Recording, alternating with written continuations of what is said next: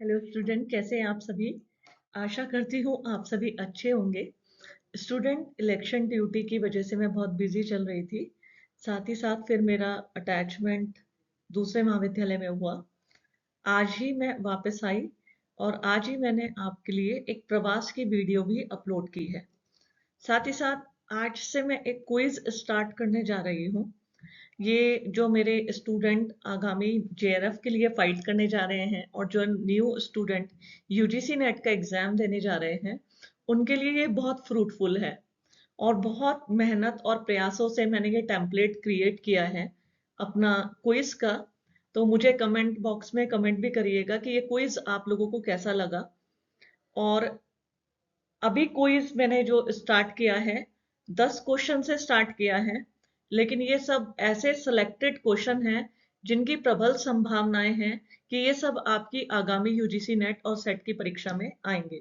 साथ ही साथ जो मेरे स्टूडेंट पीजीटी और असिस्टेंट प्रोफेसर का एग्जाम भी देने जा रहे हैं, उनके लिए भी ये क्विज बहुत फ्रूटफुल है।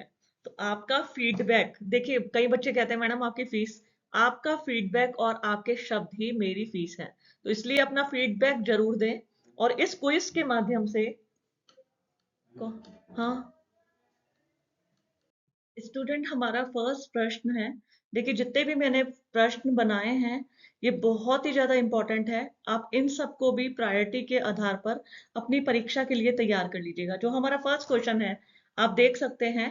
फर्स्ट क्वेश्चन में मैंने मेंशन इसमें, एक मिनट में पॉइंटर से आपको दिखाना चाहूंगी।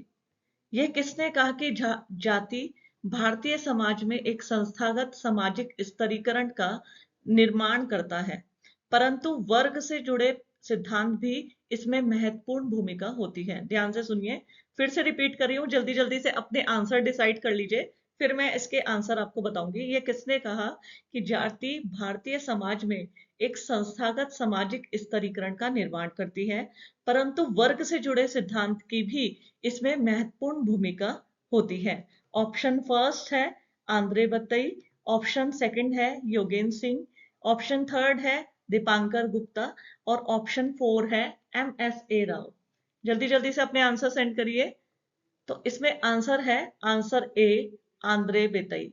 आंद्रे बेतई ने कहा था कि जाति भारतीय समाज में एक संस्थागत सामाजिक स्तरीकरण का निर्माण करता है, परंतु वर्ग से जुड़े सिद्धांत की भी इसमें महत्वपूर्ण भूमिका होती है। देखिए, जाति के साथ साथ आंद्रे बेतई वर्ग को भी महत्वपूर्ण मानते हैं। चलिए चलते हैं नेक्स्ट क्वेश्चन पर।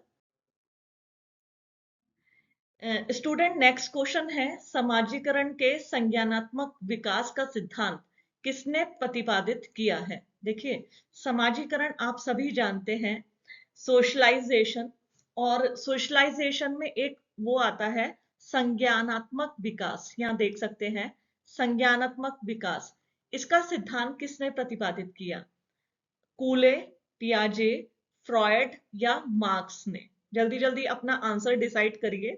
देखिए, आप सभी जानते हैं कूले ने आत्मदर्पण का सिद्धांत दिया, फ्रॉयड ने इड ईगो और सुपर ईगो की बात की है, पियाजे भी जुड़े हुए हैं और मार्क्स ने भी कहीं ना कहीं इसके बारे में फेवर किया है।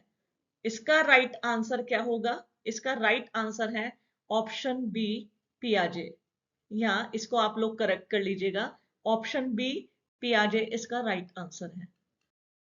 देखिए स्टूडेंट, कहना बहुत आसान होता है, लेकिन जो ये मैंने टेम्पलेट बनाया है, ये मेरा 2 दिन में बनकर तैयार हुआ है। हालांकि मेरे को शोल्डर पेन हो रखा है, लेकिन मैं बार बार इसलिए कह रही हूँ कि आप लोग अपना फीडबैक जरूर देना कि ये जो क्विज है आपके लिए कितना फ्रूटफुल रहा है, और ये जो क्वेश्चंस हैं जो मैंने दिए हैं, इसमें आपका स्कोर कितना आया आउट ऑफ 10। सभी लोग कमेंट बॉक्स में मुझे अपना स्कोर जरूर बताएंगे कि 10 क्वेश्चन में आपका स्कोर कार्ड क्या आया है।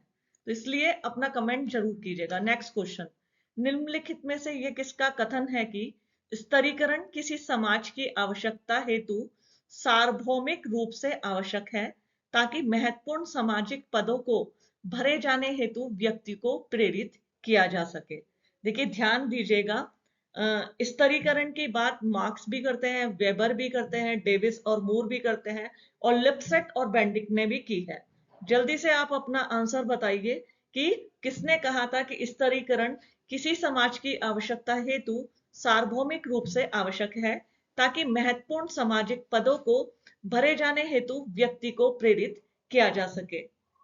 तो जल्दी जल्दी अपना आंसर दीजिए।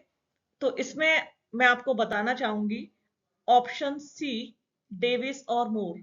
यदि आपने मेरी पहले स्तरीकरण के सिद्धांत की वीडियो देखी होगी तो उसमें मैंने बहुत डिटेल में बताया है स्तरीकरण का प्रकार्यात्मक सिद्धांत। उस प्रकार्यात्मक सिद्धांत को देखेंगे तो आपका कॉन्सेप्ट क्लियर हो जाएगा कि किस प्रकार किंग्सले डेविस और विल्बर्ट मूर पदों के लिए और उसके पुरस्कारों के लिए स्तरीकरण को रिस्पॉन्सिबल मानते हैं। चलिए चलते हैं नेक्स्ट क्वेश्चन पर, क्वेश्चन 4। बहुत ही छोटा क्वेश्चन और सबसे सॉलिड क्वेश्चन। यह किसका विचार है कि क्रांति इतिहास का इंजन है? कहीं ना कहीं आप सभी जानते होंगे और मुझे 100% यकीन है कि सभी का आंसर इसमें सही जाने वाला है। तो क्रांति इतिहास का इंजन है ई कॉन्ट, हीगल, मार्क्स और एंजल। ये 4 ऑप्शन आप लोगों के सामने हैं। इसमें एक ऑप्शन है, जैसे कि मैं बता ही रही हूं, सभी लोगों ने ऑप्ट कर लिया है, कार्ल मार्क्स इसके आंसर है, option C Karl Marx. Next question आप लोगों के पास आ गया है। नेक्स्ट क्वेश्चन है, देखिए, पदानुक्रम में विभिन्न स्तरों के बीच व्यक्तियों का संचलन क्या कहलाता है? जो हमारे पदानुक्रम होते हैं और उसके जो विभिन्न स्तर स्तर यानी स्टेजेस होती हैं, उसके बीच व्यक्तियों का संचलन ऊपर या नीचे, उसे क्या कहते हैं? फिर से मैं एक ऐसा क्वेश्चन दे रही हूं कि 100% सभी का क्वेश्चन ये जो होगा राइट होगा। इसके ऑप्शन है सामाजिक पदानुक्रम, ऊपरमुखी गतिशीलता, सामाजिक गतिशीलता या निम्नमुखी गतिशीलता। देखिए जल्दबाजी मत करना और इस क्वेश्चन को बहुत ध्यान से पढ़िए, आंसर आपकी आंखों के सामने है। ऑब्वियस सी बात है, 4 ऑप्शन में से एक आंसर होगा कि पदानुक्रम में विभिन्न स्तरों के बीच व्यक्तियों का संचलन क्या कहलाता है। जल्दी से दीजिए। तो इसका मैं बताने जा रही हूं, ये है ऑप्शन सी, सामाजिक गतिशीलता। आपको पता है ना सामाजिक गतिशीलता की, पार्सन्स की और इनकी परिभाषाएं क्या है कि व्यक्ति का ऊंचे और नीचे क्रम में विन्यास। अगर आप इस समय सामाजिक गतिशीलता की परिभाषा को याद करें तो उसमें कहा गया है व्यक्तियों का ऊंचे और नीचे पद में क्रम विन्यास ही सामाजिक गतिशीलता है। तो इसका आंसर होगा ऑप्शन सी, सामाजिक गतिशीलता या सोशल मोबिलिटी। नेक्स्ट क्वेश्चन, निम्नलिखित में से किसने तुलनात्मक विधि नामक मानवशास्त्र के एक रूपांतर का समर्थन किया है? ये मॉडर्न थिंकर से है, बहुत इंपॉर्टेंट क्वेश्चन है। शायद इस क्वेश्चन पे आप कंफ्यूज हो सकते हैं। इस क्वेश्चन में कहीं ना कहीं देखिए, हम तुलनात्मक विधि जो कंपैरेटिव हमारा मेथड है, इस कंपैरेटिव, देखिए सोशियोलॉजी में बहुत सारे मेथड्स को मैंने बताया है। अगर आप मेरी पुरानी वीडियोस देखें तो उस मेथड्स को मैंने बहुत डिस्क्रिप्टिवली बताया है। उसी में से एक आती है तुलनात्मक विधि।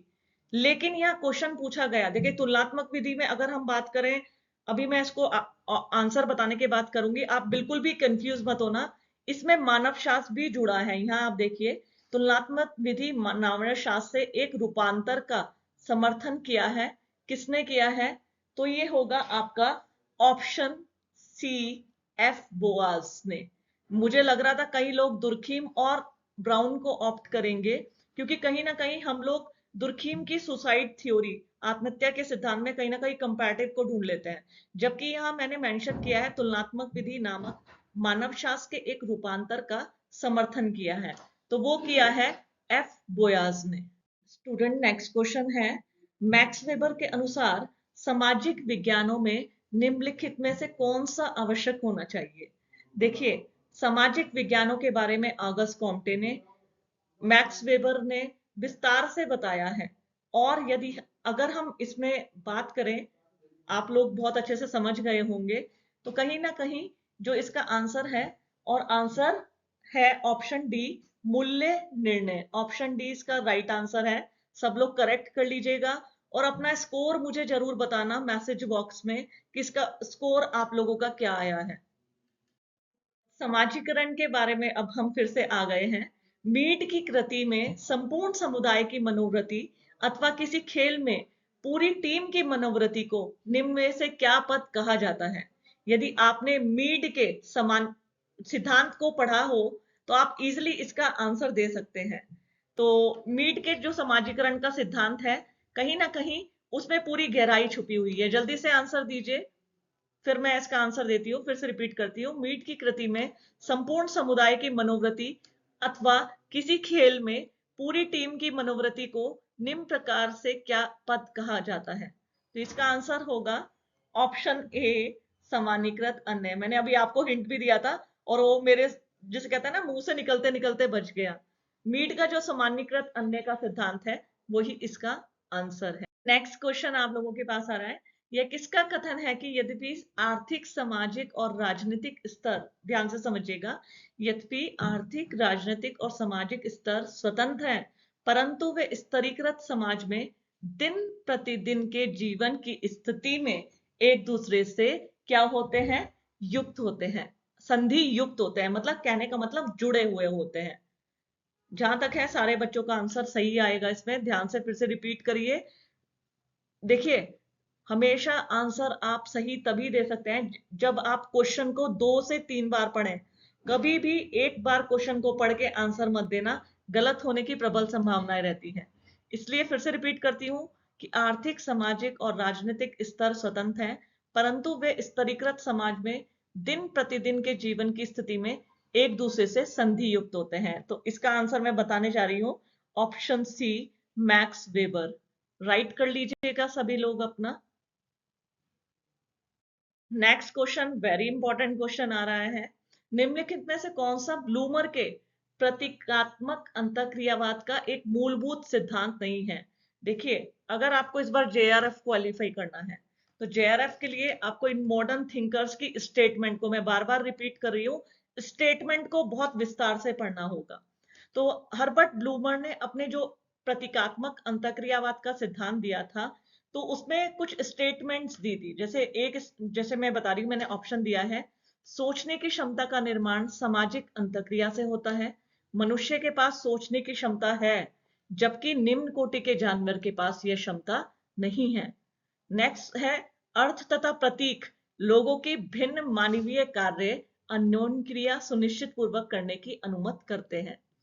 अंतःक्रिया की अवधि में लोग कोई रूपांतर अथवा परिवर्तन करने में असमर्थ होते हैं। कोई भी आंसर देने से पहले आप ब्लूमर के प्रतीकात्मक अंतःक्रियावाद को पढ़िए, उसकी शब्दावली पे ध्यान दीजिए, चारों ऑप्शन में उन शब्दावलियों को खोजिए।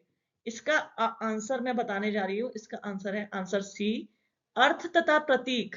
देखिए, यहां इसका आंसर ये अपने मुंह से ही बता दे रहा है, अर्थ तथा प्रतीक लोगों की भिन्न मानवीय अन्योन्य क्रिया। अर्थ और प्रतीक आते ही इसका आंसर क्लियर है। तो बच्चों, ये आज आपका एक फर्स्ट क्विज था। मुझे कमेंट बॉक्स में जरूर बताना कि ये क्विज कैसे बना है और आप लोगों का स्कोर कितना आया है, जरूर से बताइएगा। फिर मैं नेक्स्ट क्वेश्चन से क्वेश्चन को और अपग्रेड करूंगी। थैंक यू सो मच बच्चों।